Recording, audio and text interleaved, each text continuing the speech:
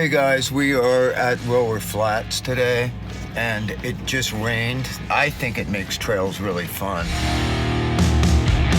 But the main reason I came up here today, because I want to try out the DJI Mavic 3 for the purpose of catching some really cool stuff off-road, above shots and, you know, maybe straight on or following, all that kind of stuff. This is not a DJI sponsored video. They wouldn't piss in my mouth if it was on fire, so. In my experience so far as a drone that follows you, and by the way, I just don't care about what I say about any, like nobody sponsors me, so I don't care. The Skydio 2 drone autonomously follows so much better than anything DJI makes. However, in pretty much every other way, the DJI is much better. Like the controller on the Mavic 3 is really nice. The one on the Skydio 2 it's just junky compared to what the drone can do.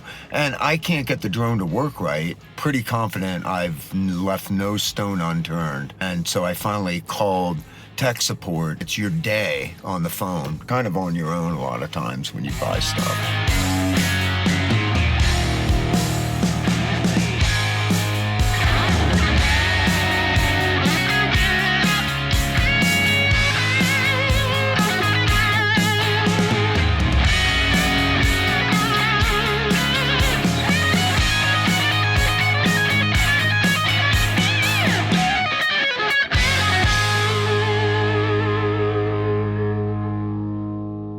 When that thing says I'm out of battery, you got like 10-15 seconds and it's coming down. So that is one feature I don't like, is when that battery says we're going, it means it.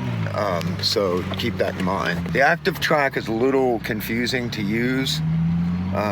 Again, I think the Skydio has it beat. Outside of that, I think it's an awesome drone. I think the picture coming out of that camera looks great, and we're gonna go home. Take care of each other. Keep rock alive. You won't let me drive. Let me drive.